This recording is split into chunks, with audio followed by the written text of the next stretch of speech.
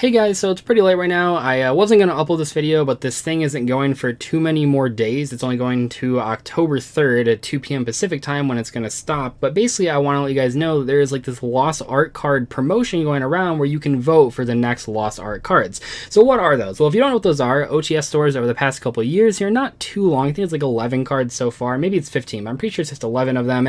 We've gotten these OCG artworks on the current TCG legal versions of the card, which is really cool because Konami back in the day, they used to censor a lot of cards. I mean, a lot of them. And we see nowadays Konami is sort of stepping back from all those censorships. We see some cards censored, but overall a lot more cards, especially cards that I think people, when they first get announced, are like, oh, that absolutely is going to be censored. And then they come out and it's like, oh, Konami didn't care this time. That seems to be happening more and more often. But back in the day, they censored a lot of cards. So these lost art promotional cards have had that older original artwork. So we've seen things like Exodia and Monster Reborn, Call of Haunted, Skill Drain, all these cool cards, but this time Konami is letting us, the player base, decide on which cards we actually want to see with these old artworks. So there's 10 cards you can choose from, and you can choose up to 3 of them. I'll kind of go through here just real quick before I click the ones that I'm going to vote for, because I don't want you guys to be persuaded by what I'm picking. But I'm going to talk about just real quick what the differences are. So we have Super Rejuvenation, it is blood instead of goo. All the Solemn cards, I mean, Judgment's the one that they show here, but they have halos on the girls in the background instead of no halos. Graceful Charity is actually the same way as well. Magicians Unite, you have the old Exodia symbol, the original one that we didn't have in the TCG up until recently, and with one of the other Lost Art promotional cards. We have Foolish Burial has a cross instead of just a normal tombstone. Edgem Sabers has actual like scissors and as well as knives lined up across there instead of, I think it's like a glowing lightsaber type thing on all the Edgem cards.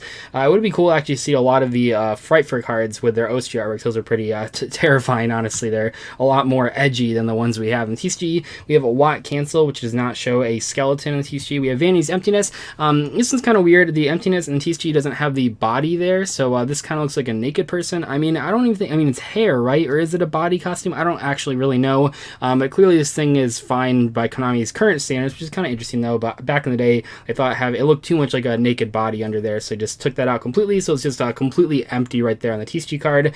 We have Doomsday Horror, which now has horns. That was a lot of the last wave of Lost Art cards. They added horns back into them, which is pretty cool. Offering to the Doomed is a completely new artwork that is obviously inside a church there. So Konami back in the day really didn't do a lot of religious references, and even like recently we saw like Ghost Sister and Spooky Dogwood doesn't have the nun hat on anymore, but Offering to the Doom they clearly don't care about, even though it has like a stained glass window and a big cross in it, so they must just not care about that as much.